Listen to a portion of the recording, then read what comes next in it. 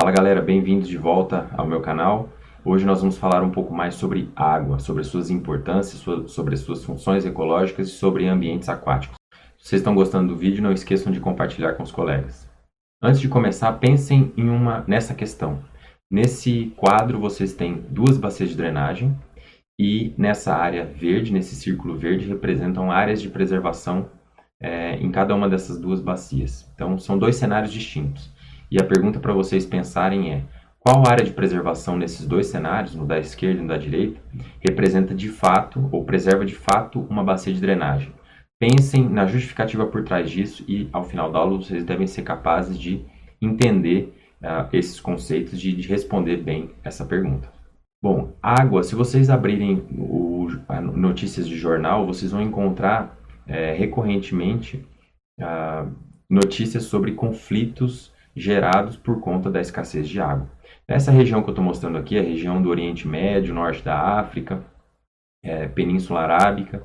Então é uma região reconhecidamente desértica, muito seca, e tem alguns rios principais nessa região. Então vocês podem ver o rio Nilo aqui próximo do Egito, o rio Eufrates e o rio Tigre, que já fica aqui na fronteira com o Iraque, a Síria e Turquia, e também tem o rio Jordão, que fica aqui próximo do Líbano, de Israel, da Jordânia, Cisjordânia, enfim. Imaginem esses lugares são onde a escassez de água já é importante. Vamos dar um zoom aqui para dar uma olhada, para entender como é que é esse mapa. Então aqui, toda essa área mais verdinha aqui é o rio Nilo. Aqui nós temos o rio Eufrates, o rio Tigres e por aqui o rio Jordão. Bom, essa é uma área reconhecidamente com pouca água. Então, imaginem se alguns desses países, por exemplo, a Turquia aqui em cima, onde nasce o rio Tigres e o Eufrates, decidisse fazer uma barragem hidroelétrica nessas duas posições em seu território. E se o Sudão resolvesse fazer uma barragem hidroelétrica aqui no rio Nilo, nessa posição. Certamente essa barragem de água iria contribuir para estocar a água em cada um desses países, mas potencialmente iria ajudar a reduzir o volume de água que o rio exportaria rio abaixo, ou no mínimo homogeneizar o fluxo, fazer com que o rio perdesse toda a sua dinâmica de inundação ao longo do tempo. Bom, se esses países começam a estocar água em barragens hidroelétricas, imagine o que acontece no país vizinho por onde o rio vai passar. Se você estoca água rio acima, no intuito de guardar mais água no teu território, fatalmente o país vizinho abaixo, aqui no caso, Síria, Iraque e o Egito, iriam ter problemas relacionados à água por conta desse estoque nos países vizinhos. E isso potencialmente amplificaria bastante a crise hídrica e também o conflito entre esses países. Bom, parece que esses conflitos só acontecem em regiões muito distantes, mas se vocês forem parar para olhar em jornais, conflitos da água estão sempre batendo recordes e sempre aparecendo cada vez em mais número. Aqui no Brasil nós tivemos alguns episódios relacionados à crise hídrica, como por exemplo a barragem de Mariana e Fundão, que estourou lá no Rio Doce e acabou levando rejeito de minério e soterrando uma boa parte do rio. Acontece que as pessoas rio abaixo que dependiam dessa quantidade de água ficaram impossibilitadas de usar a água desse rio e tiveram que acessar esse recurso de uma outra forma. Mas enfim, isso é um exemplo de um conflito de água que acontece frequentemente também no nosso país. Bom, para vocês terem uma ideia, a água é super importante para todos os organismos, mas ela é super escassa na superfície terrestre. Embora o planeta Terra pareça a maior parte de água, em termos de superfície, ele de fato é. Mas se vocês forem agrupar, ou se vocês forem considerar o tanto de água na superfície terrestre, cerca de 70% da superfície é água. Mas se vocês agruparem toda a água no planeta em uma única esfera, essa esfera, com toda a água no planeta, seria uma esfera de 1.385 quilômetros de diâmetro, que é mais ou menos essa esfera desse tamanho aqui. Se vocês fossem agrupar somente a água doce, que está no subsolo, nos lagos, pântanos, rios, etc., a esfera seria de 273 quilômetros, que é essa bolinha aqui, ó, muito menor. Se vocês fossem agrupar toda a água em rios e lagos do planeta inteiro, a esfera teria 56 quilômetros de diâmetro, que é essa bolinha aqui que a gente mal consegue ver. Então, olhando nessa figura, que eu gosto bastante, dá para ver que, embora a superfície terrestre seja a maior parte água, quando você agrupa essa água, toda essa água no planeta, essa água, você se dá conta que a água é super escassa, principalmente quando a gente está falando de água doce ou só água de rios e lagos que a gente conhece, e que a gente vê todos os dias em nossas paisagens. Então, no final das contas, tem pouca água disponível no mundo e todo o ecossistema mundial funciona a partir dessa água presente no planeta Terra. Só para vocês terem uma ideia, cerca de 96, 97% da água no planeta é de água salgada. Então lembra daquela esfera maior? Pois bem, toda a água salgada é aquela esfera de 1.300 km de diâmetro.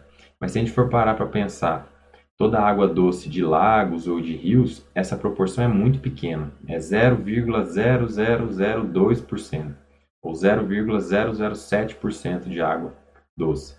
Então, do total de água no planeta é pouquíssima água disponível na forma de rios e lagos que a gente conhece. E é a forma da água que a gente mais aproveita para o nosso consumo, para fazer nossa economia funcionar. Bom, todo mundo depende da água, obviamente. Os organismos vivos dependem da água porque ela compõe o corpo d'água desses organismos. Então, a maior parte das reações químicas que acontecem no corpo dos organismos ocorrem em meio aquoso. E o nosso peso, por exemplo, cerca de 70%, 80% é água. Então é super importante, você precisa sempre estar hidratado, porque senão você vai ter problemas de saúde. Então é super importante usar essa água bem para o nosso consumo. A água também é habitat para uma série de organismos aquáticos, sejam eles peixes, mamíferos, insetos, seja lá o que for. Só para vocês terem uma ideia, essa é um pouco a minha temática de estudo. Eu estudo diversidade de peixes de água doce e também um pouco em ambientes marinhos. Só para vocês terem uma ideia, nessa esfera toda aqui, ó, que é toda a água marinha do planeta, tem cerca de 15 mil espécies de peixes ósseos no mar. Se vocês forem olhar também essa bolinha aqui pequena, que é só água doce, disponível na forma de rios e lagos, tem também cerca de 15 mil espécies de peixes. Então, no total de peixes de vertebrados, só de peixes no planeta inteiro, tanto em água doce quanto em água salgada, nós temos mais ou menos 30 mil espécies de peixes. Então, só desse organismo a gente já tem uma grande quantidade de espécies que dependem exclusivamente da água. Mas a gente pode olhar para esses dados aqui nessa tabela que mostram outros organismos, por exemplo, anelídeos, moluscos, crustáceos. Se vocês forem olhar esses números aqui, ó, no mundo inteiro de anelídeos tem mais de 1.700 espécies, de moluscos quase 5.000 espécies, mais de 12 mil espécies de crustáceos. Vamos ver aqui.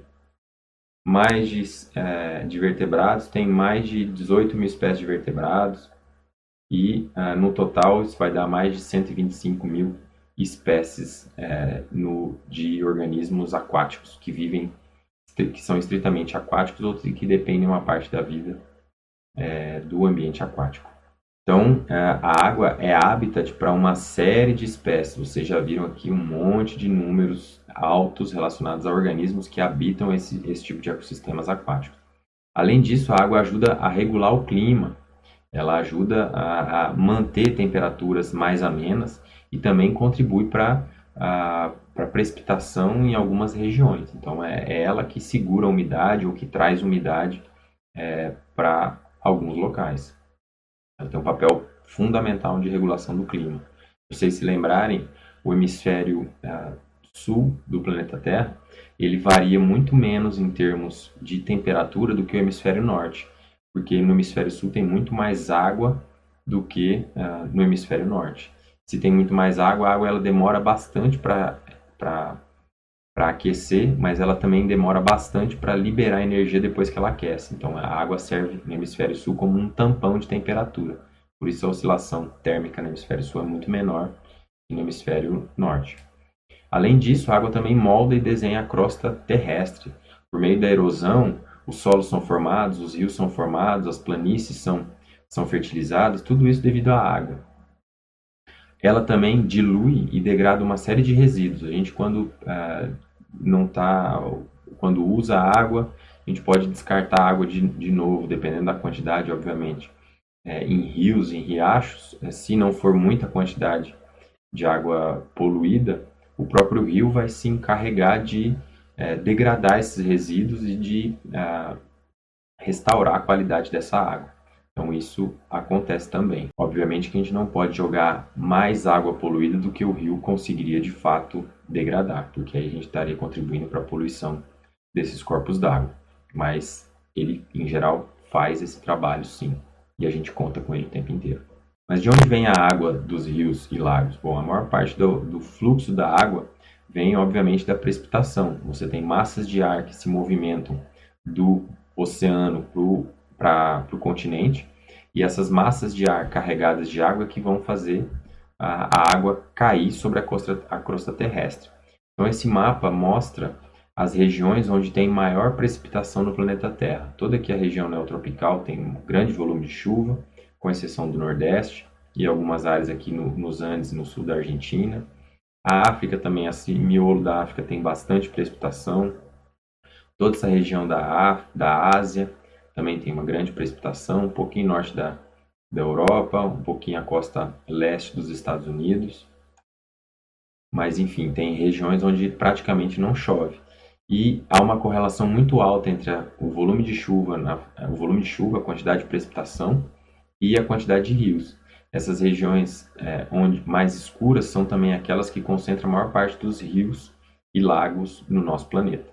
Lembra que eu estava falando da Península Arábica e Norte da África? Essa região aqui é super seca, onde praticamente não chove, então tem pouquíssimos rios. Já na nossa região do Brasil, sul, sudeste, ou mesmo na região norte, onde o volume de chuva é muito alto, 1.000, 2.000 milímetros de chuva, às vezes até mais por ano, a quantidade de água é muito grande, a quantidade de rios também é muito grande nesses locais. Uma boa parte da água que chove, que cai na crosta terrestre, ela escoa.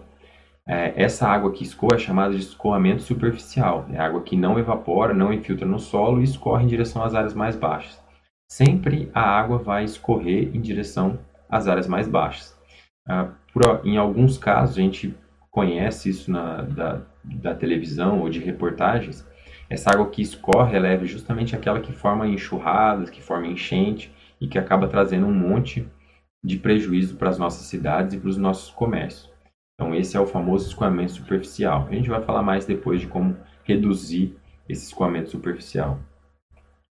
Bom, também essa é uma outra figura que mostra o escoamento superficial. Então, ele está aqui circulado, ele se chama runoff em inglês, que é a água que escorre na superfície. E é essa água justamente que vai formar o leito dos rios. Ela tem essa água que escorre para os pontos mais baixos da crosta terrestre, elas vão sempre convergir para as áreas mais baixas, e as áreas mais baixas serão necessariamente aquelas áreas onde tem mais rios e lagos, porque ali é o ponto de convergência de toda a água que está caindo naquela região. Isso traz para a gente um outro conceito que a gente precisa entender, que é o conceito de bacia de drenagem. Bacia de drenagem, se vocês lerem no slide, área drenada por um rio, lago ou área úmida. Então, a bacia de drenagem é uma região da crosta terrestre, é um pedaço de uma superfície terrestre, cuja água ela vai ser sempre drenada para uma mesma posição, para um mesmo ponto. Então, vamos dar uma olhada aqui nesse exemplo. Então, aqui nós temos um desenho de uma bacia de drenagem, mostrando todo esse limiar aqui, essa linha pontilhada, é o limite da bacia de drenagem.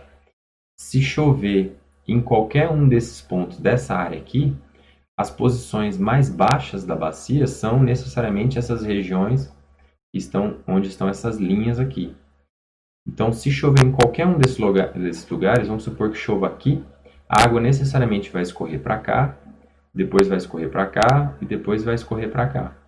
Então, se chover em qualquer ponto, a água necessariamente vai passar por esse ponto final aqui, que é a posição mais baixa que coincide com o nível do mar. Então, toda essa parte aqui é o mar e daqui para lá é a parte de água doce, a parte do rio. Então, essa área drenada aqui é a área de uma bacia de drenagem, certo? Dentro dessa bacia de drenagem, ou também chamada de bacia hidrográfica, são sinônimos, né? Vocês vão encontrar uma série de de nomes diferentes para os corpos d'água que aparecem. Então, à medida que a água vai escorrendo de cada um desses pontos e vai se juntando nos pontos mais baixos, vamos supor que chova nessa região aqui. Toda a água que chove nessa região aqui, ela vai convergir para esse ponto aqui de menor altitude. Esse ponto aqui de menor altitude, coincidentemente, vai ser a área dos rios e dos riachos, principalmente. Então, se vocês pensarem em uma bacia de drenagem, em toda essa área de bacia de drenagem, as áreas mais baixas, potencialmente, serão essas áreas aqui mais próximas da foz do rio. Existem algumas exceções para isso, mas, em geral, a área mais baixa da bacia de drenagem é essa região na foz, enquanto as áreas mais altas serão potencialmente essas áreas aqui no limite da bacia de drenagem, ok? Então, o ponto de convergência, onde a água vai convergir, vai ser exatamente o ponto de formação de rios e riachos. Então, esses corpos d'água, eles surgem por conta da água que infiltra no solo e é alimentada pelo lençol, daqui a pouco a gente vai falar um pouco mais sobre isso, mas também da água que escorre pelo solo. Então, a água que escorre pelo solo e que vai convergir nesse ponto aqui, vai formar os pequenos corpos d'água, os pequenos rios. Esses rios a gente pode chamar de olho d'água, riacho, de arroio, igarapé, fonte, dependendo do local de onde vocês vierem, esse pequeno corpo d'água ele vai ter um nome diferente. Mas é importante que esses pequenos corpos d'água eles vão se juntando com outros corpos d'água e vão ganhando volume de água. À medida que esse volume de água vai aumentando, a gente passa a chamar rios maiores de rios tributários ou simplesmente afluentes. Então existem esses três nomes para chamar grandes corpos d'água. A gente fala, esse rio é um tributário de outro rio. Significa que ele é um rio que pertence a um outro rio maior. Ou esse rio é um afluente de tal rio. Ele também é um rio que se conecta a um outro rio maior. Certo? Esses pontos onde os diferentes rios se ligam, se juntam uns aos outros, são as chamadas confluências. Então aqui nós temos várias confluências. Todos esses pontos onde 2 ou 3 rios ou riachos se juntam são as chamadas confluências, ok? E a parte final do rio que vai encontrar com o mar é chamada de boca do rio ou a foz do rio, certo? Essa, quando a gente está falando da foz do rio, da boca do rio, a gente está falando do final do rio ou do final da bacia de drenagem. Óbvio que se a gente está chamando de um rio específico, vamos supor que esse rio seja o rio São Bartolomeu, por exemplo.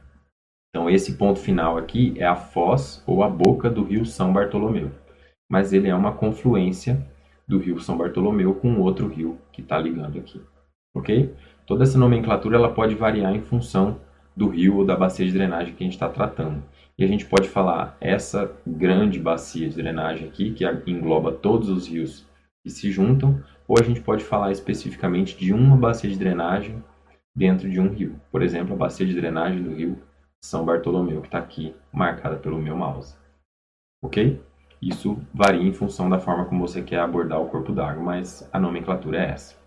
Acontece que existem diferentes bacias de drenagem e a separação entre essas diferentes bacias de drenagem geralmente se dá por um divisor de águas. Eu falei que, em geral, essas regiões limítrofes das bacias são as regiões de maior altitude. Então, vocês veem aqui toda uma área drenada que vai compor esse sistema de rios aqui. Então, essa é uma bacia de drenagem. E essa outra área aqui que vai compor esse outro sistema de rio. Também é uma outra bacia de drenagem. O limitante, a divisão entre essas duas bacias de drenagem é chamado de divisor de águas, ok? E geralmente é uma área de maior altitude. Então, se chover aqui nessa região, exatamente nessa região onde eu estou circundando, uma parte da água vai ser drenada para essa bacia de drenagem B e uma outra parte vai ser drenada para essa bacia de drenagem A. Então, aqui, ó, confluência é a intersecção de dois ou mais rios. Lembra que eu falei para vocês, quando dois rios estão se juntando, aqui, ó, um rio de águas pretas, um rio de água mais barrentas, na hora que eles estão se juntando, essa é a chamada confluência desses dois grandes rios. Existem uma série de confluências famosas por turismo. Uma das principais, não é essa aqui, mas é a confluência do Rio Negro e Solimões. Ela é uma paisagem muito parecida com essa, onde você encontra o encontro das águas, que a gente fala. um rio com águas totalmente pretas e outro de água completamente barrentas. Não é essa foto aqui não é do Encontro das Águas, lá no Rio Amazonas, lá na cidade de Manaus. Mas o fenômeno é parecido, dois rios se encontrando em uma confluência. Aqui no Distrito Federal, se vocês forem parar para pensar, todo o DF ele é constituído por 3 grandes bacias de drenagem super importantes aqui no Brasil. Então, toda essa área mais ao sul aqui do Distrito Federal ela é drenada por essa bacia de drenagem azul. Então, aqui esses polígonos, essas linhas, marcam o limiar entre as bacias de drenagem. Um pedacinho norte aqui ele é drenado por essa bacia de drenagem amarelo, enquanto a parte leste é drenada por essa bacia de drenagem em vermelho. Se vocês saberiam me dizer quais são essas grandes bacias de drenagem que drenam o Distrito Federal? Pensem aí 2 minutos antes de responder. Beleza. Se você falou Rio Tocantins, Araguaia ou eventualmente Rio Amazonas, aqui no norte você acertou. Essa bacia aqui ela vai formar a bacia do Rio Tocantins e do Araguaia, que são 2 grandes rios que se juntam mais lá ao norte, antes de chegar no mar, e formam a bacia do Rio Tocantins, Tocantins-Araguaia. Tem gente que coloca esse rio Tocantins-Araguaia junto da bacia amazônica, porque a foz tanto da bacia amazônica quanto do rio Tocantins-Araguaia, elas desaguam mais ou menos na mesma posição. Então tem gente que diz que esse rio Tocantins-Araguaia, esses rios Tocantins-Araguaia pertencem à bacia do rio Amazonas. Eu coloquei aqui só para vocês saberem disso, mas tem gente que desconsidera, acha que são sistemas de drenagens completamente distintos. Essa parte de baixo aqui em azul é o sistema do rio Paraná-Paraguai, ou a bacia do Prata. Então toda essa área aqui ela tem um sistema de drenagem que vai captar água de todo o sudeste e uma grande parte do sul e sudeste brasileiro. Enquanto que esse lado aqui no leste, vocês vão ver a drenagem da bacia do rio São Francisco, que vai desaguar lá no Nordeste. Então notem que se chover no Distrito Federal inteiro, toda a água que cair aqui nessa região amarela, ela vai desaguar, ela vai cair no mar lá na ilha de Marajó, lá no norte, lá no Pará.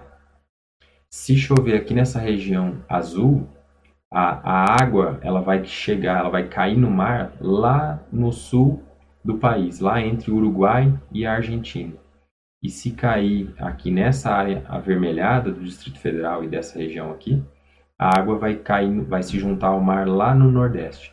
Então, tem 3 grandes bacias de drenagens que vão captar água e vão levar a água ao mar a diferentes posições do continente sul-americano. Aqui é o norte, aqui é o sul e aqui é o nordeste. Esse GIF que eu deixei aqui para vocês, ele é super interessante porque ele mostra como as águas fluem nos grandes rios brasileiros. Vejam aí que essa animação ela te dá exatamente a direção que a água faz. Então, olhando aqui, dá para ver bem pequenininho aqui o quadradinho do Distrito Federal e a junção dessas 3 grandes bacias, que é a do Tocantins, que vai drenar Tocantins-Araguaia, que vai drenar a região norte do Distrito Federal, do Rio São Francisco, que vai pegar um pedaço aqui do Distrito Federal, e do Rio Paranaíba, que faz parte do Rio Paraná, que vai drenar toda essa região sul do Distrito Federal.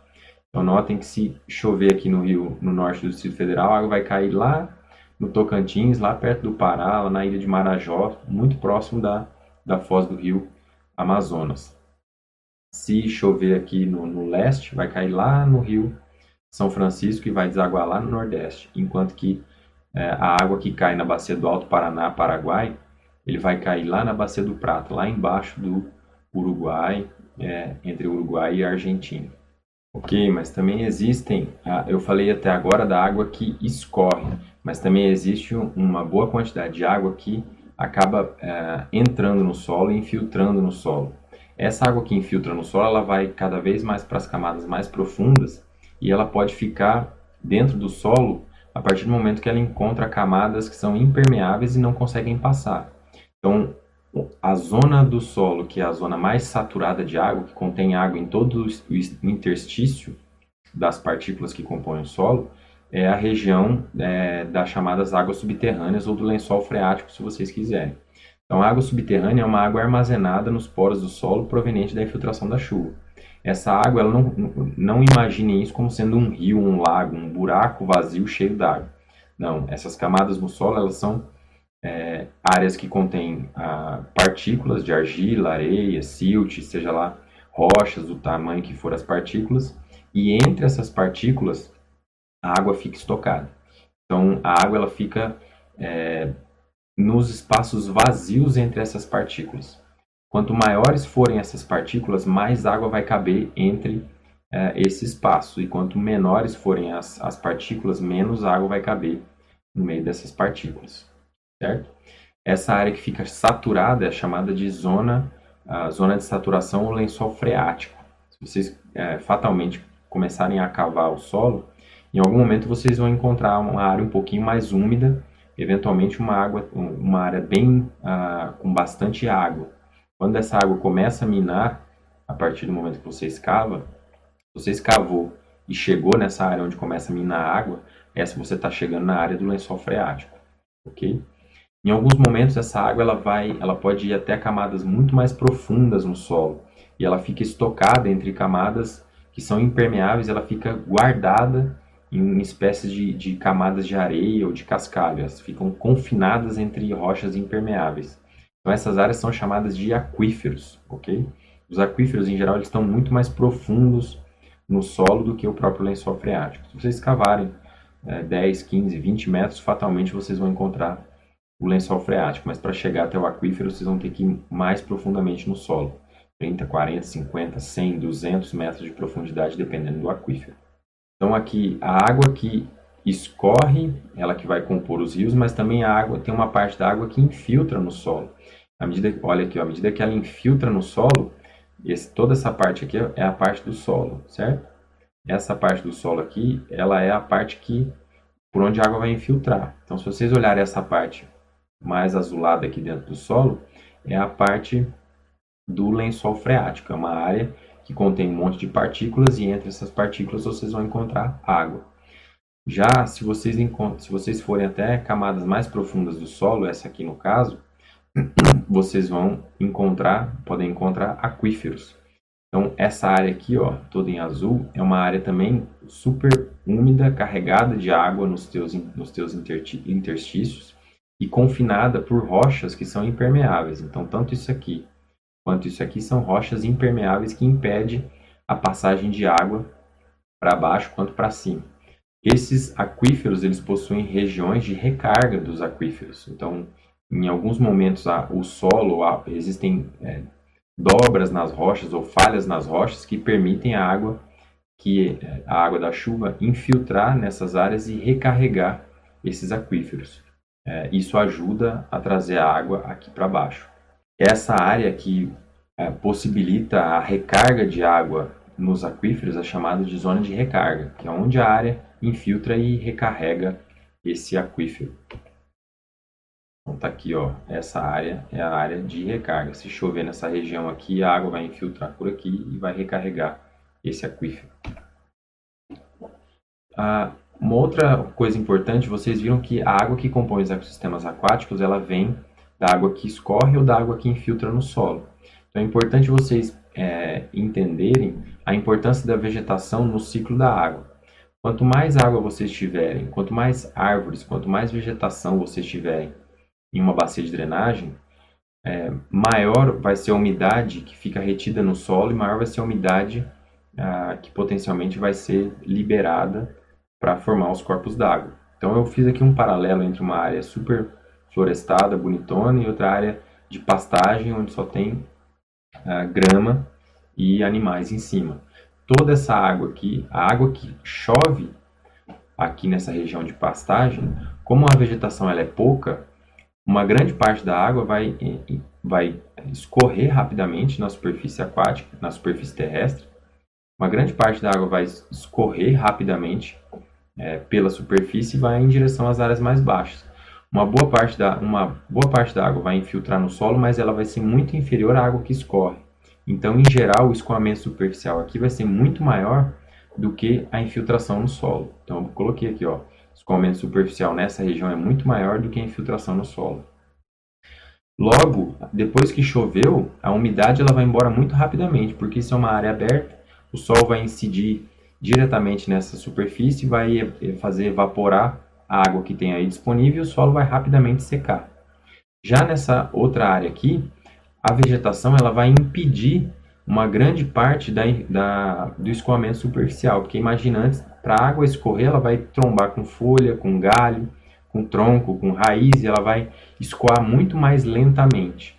Então, o escoamento superficial nessas áreas aqui vai ser muito menor. Em compensação, a infiltração do solo vai ser muito maior.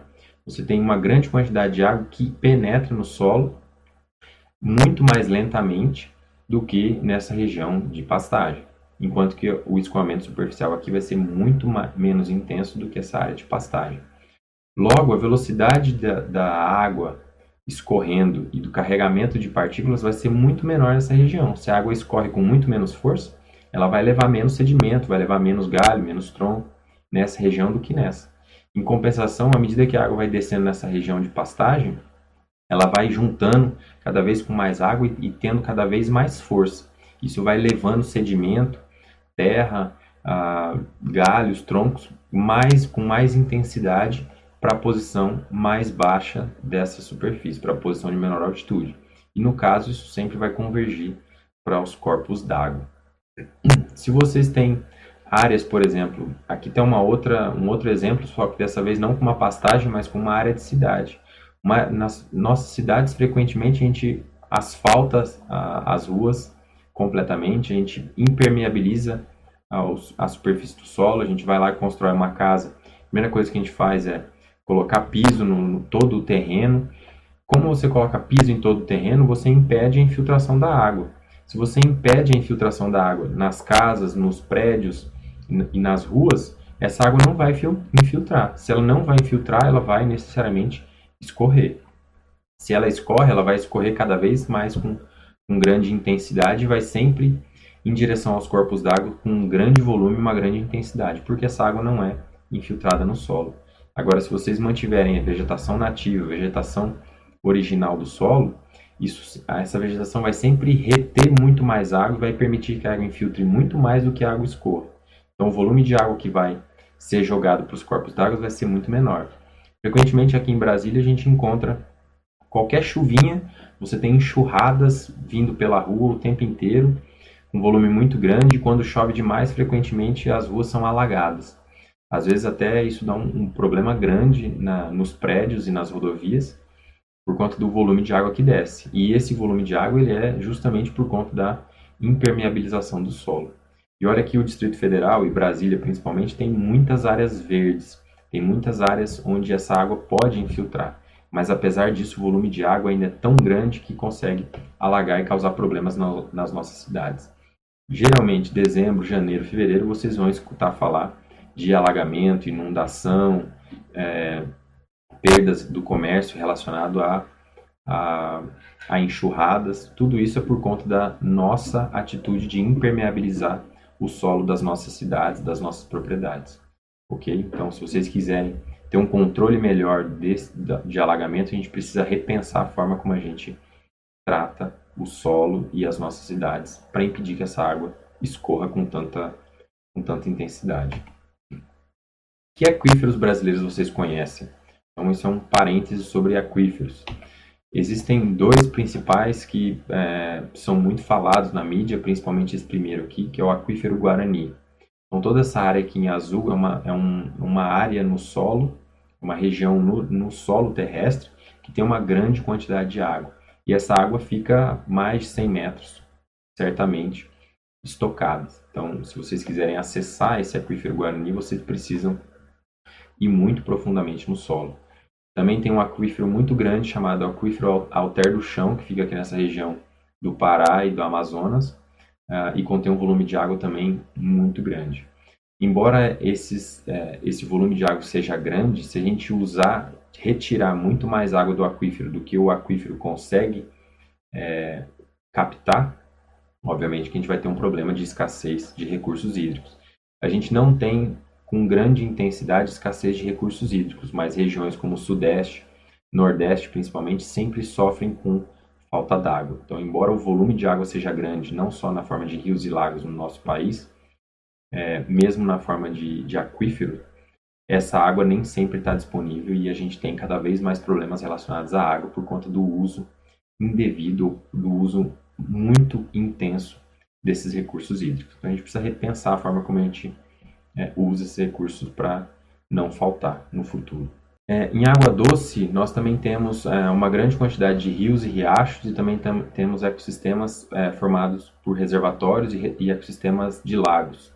Então, a gente vai falar um pouco mais sobre eles. Basicamente, essa grande diferença entre esses dois grandes grupos, entre rios, riachos e lagos, são dois ecossistemas diferentes, chamados de ecossistemas lóticos e lênticos. Então, aqui à esquerda nós temos um sistema lótico, que é um sistema de rios, um sistema de riachos. Se vocês pensarem em sistemas lóticos, lotus vem do latim, que significa lavado. Lavado ele dá uma ideia de fluxo, uma ideia de água lavando, escorrendo, limpando uma superfície. Então, cada vez que vocês ouvirem falar um sistema lótico, nós estamos pensando em um sistema de água corrente, seja um rio ou um riacho, como esse aqui. Agora, quando a gente está falando de sistema lêntico, lembrem aqui do lêntico, de lente, de ausência de fluxo. A gente está pensando em um sistema sem um fluxo direcional, geralmente um sistema de água parada, ou que tem um fluxo, mas esse fluxo depende muito das massas de ar. Quanto mais venta para uma determinada direção, a água vai seguir um pouco mais nessa direção. Mas não tem um fluxo único, unidirecional, como nos sistemas lóticos. Então, os sistemas lóticos são os mais diversos que vocês imaginam. Então, desde rios super meandríticos, como esse aqui. Essa curva aqui que a gente fala é um meandro do rio. Existem também sistemas super encaixados, como esse aqui, de rochas. São regiões com rochas muito duras e o rio ele já está bem encaixado, não é tão um rio de planície como esse aqui. E já não forma mais tantos meandros como nesse caso aqui. Também temos sistemas de riachos, por exemplo, super abertos, como essa foto aqui à esquerda, e também riachos florestais que drenam regiões de florestas e que são bem mais sombreados, têm uma cor de água bem mais cristalina, uma transparência de água super alta, como nesse caso aqui. Então, existem as mais variadas formas de rios e riachos que vocês possam imaginar. Então, a primeira característica, a primeira grande diferença deles é que esses sistemas lóticos ele tem um fluxo unidirecional. A água sempre vai para o ponto mais baixo e esse ponto vai sempre convergindo com outros rios e riachos até chegar na foz da bacia de drenagem. Enquanto que em sistemas lóticos não tem um fluxo unidirecional como esse. O fluxo é em função dos ventos ou de algum outro fator. Também tem uma variabilidade muito grande nesses sistemas lóticos, que é uma variabilidade que a gente chama de longitudinal. Então eu trouxe aqui um exemplo da bacia do rio Amazonas, toda essa área aqui é drenada pelo rio Amazonas. Então se vocês pensarem em um corpo d'água que nessa região, lá na altura das cabeceiras, vocês vão ter riachos como esse aqui, florestais, com uma água cristalina, são corpos d'água pouco profundos, que são super sombreados. Mas à medida que vocês vão caminhando, ou dependendo do ecossistema que vocês estão, no caso aqui no Cerrado, nós temos riachos também mais abertos como esse aqui. Em regiões de vereda, que contém buritis e tal, são regiões mais abertas, mas também são corpos d'água pequenos, pouco profundos, só não são tão sombreados como existem em outros ecossistemas. Também existem riachos sombreados aqui no Cerrado, mas saibam que existe uma grande variabilidade de forma desses corpos d'água. Também tem muitas cachoeiras aqui no Cerrado, principalmente, porque vocês se lembram que o Cerrado é a região drenada por 3 grandes bacias de drenagem. Nós estamos aqui a 1.000 e poucos metros de altitude, são regiões mais altas, são as regiões limites das bacias das principais bacias de drenagem do Brasil. Então tem terrenos com altitudes muito diferentes, declividades muito diferentes, e por conta disso existem muitas cachoeiras nessa região do Cerrado. Então é frequente a gente, final de semana, passear nessas cachoeiras e nadar nessas cachoeiras e a gente usar esses corpos d'água para o nosso divertimento. Já quando a gente está indo mais em direção ao canal principal do rio, aos grandes rios tributários, a gente já tem corpos d'água muito maiores, que frequentemente são difíceis de atravessar a pé ou de nadar, porque o fluxo de água já é muito mais intenso, já são regiões muito mais abertas, com um volume, uma quantidade de luz entrando no ecossistema muito maior. Geralmente a água já começa a ficar um pouco mais barrenta por causa do aporte de sedimento que vem de outros rios. Então a água não vai ser tão cristalina quanto nos riachos. Então aqui um outro exemplo de um rio um pouco menor do que aquele anterior, mas maior que um riacho como a gente conhece. Então, um pouco mais aberto, com poucas sombras e um volume de água já bem maior e com bastante sedimento. Quando a gente está indo mais em direção ao canal principal do rio, aquele que agrupa a maior parte dos corpos d'água, a gente já tem regiões como essa aqui. Obviamente que no rio Amazonas a dimensão é muito maior do que outros ecossistemas, do que em outras bacias de drenagem brasileiras. Então, se vocês forem ver aqui, existem regiões até altamente navegáveis nos canais principais do rio. Então, isso aqui parece até que você está olhando o mar, mas na verdade é o rio Amazonas. De tão grande a extensão dele, você pode navegar, é um volume de água gigantesco nessas regiões do canal principal do rio. Então, aqui um outro sistema lótico, um outro rio grande, não tão grande quanto o rio Amazonas, obviamente, mas também com características muito semelhantes, com um fluxo direcional e um volume de água bem grande, geralmente muito profundos e tal. Já quando a gente está próximo da foz do rio, próximo do limiar entre o final da bacia de drenagem e o mar, a gente já está perto da foz, que é a parte do estuário, onde tem uma influência marinha muito grande. Então você tem aqui nesse ponto áreas que têm uma influência grande das marés do mar. Então, essas regiões elas já têm uma dinâmica muito mais característica, mas elas têm, geralmente são bocas de rio bem mais abertas, bem mais largas, com volume de água bem maior.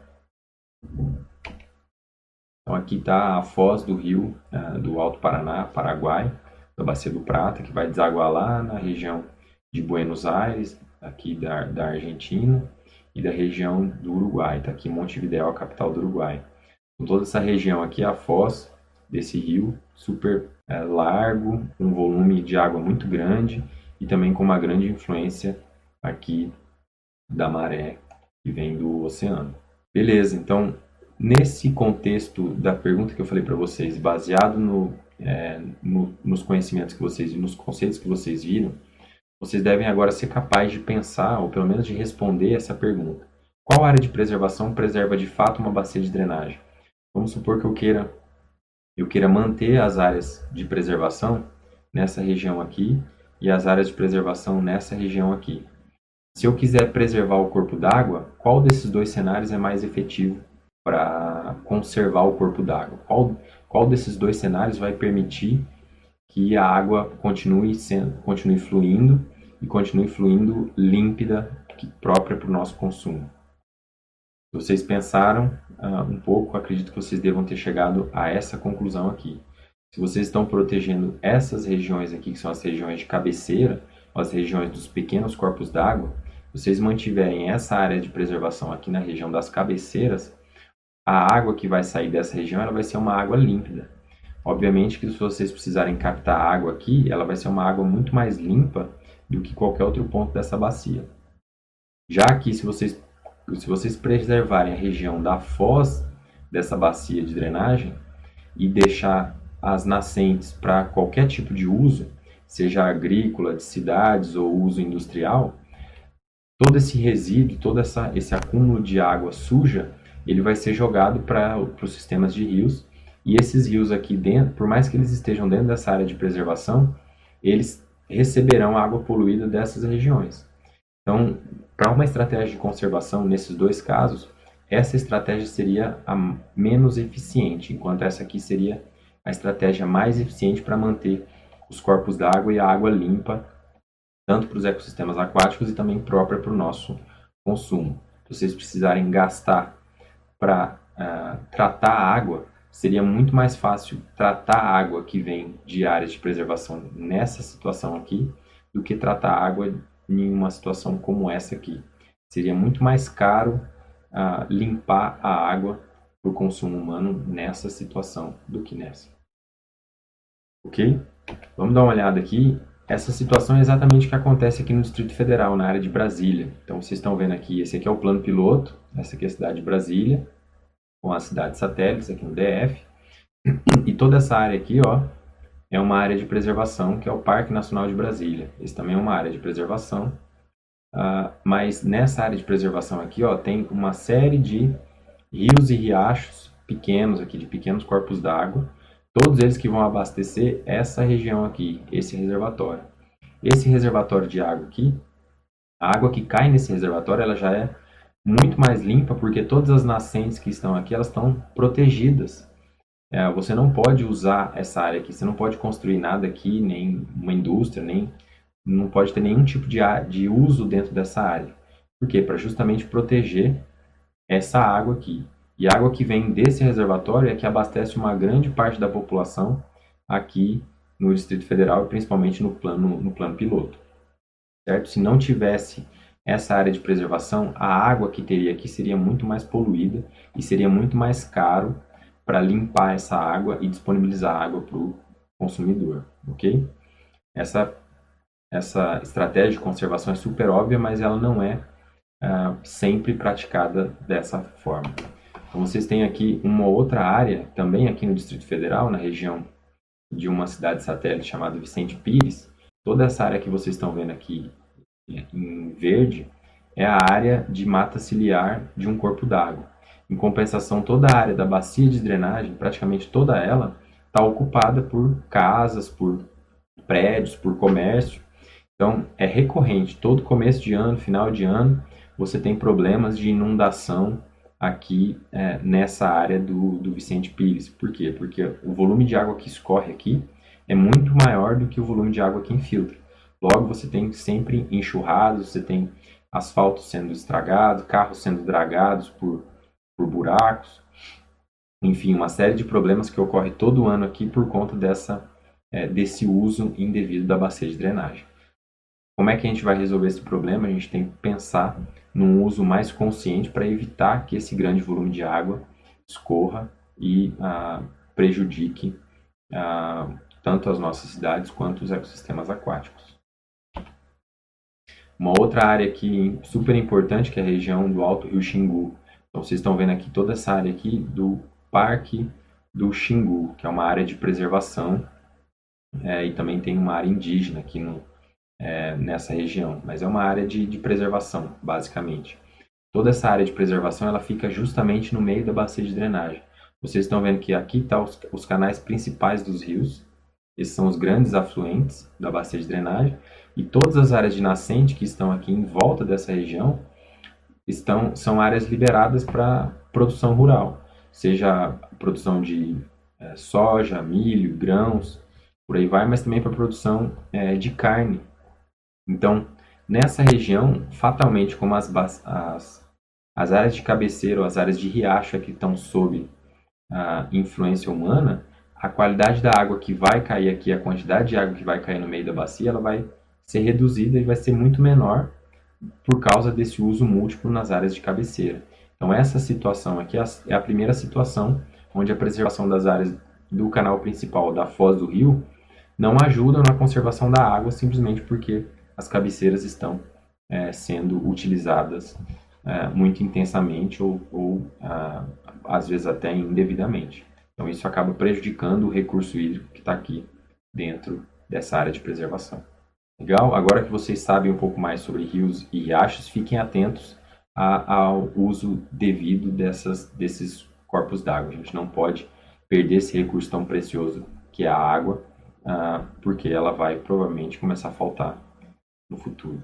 Beleza, então agora que vocês sabem um pouco mais sobre corpos d'água, sobre recursos hídricos, ajudem a manter esses ecossistemas aquáticos e essa água limpa para não faltar no futuro, beleza? Se vocês gostaram, não esqueçam de comentar aqui embaixo e de compartilhar esse vídeo.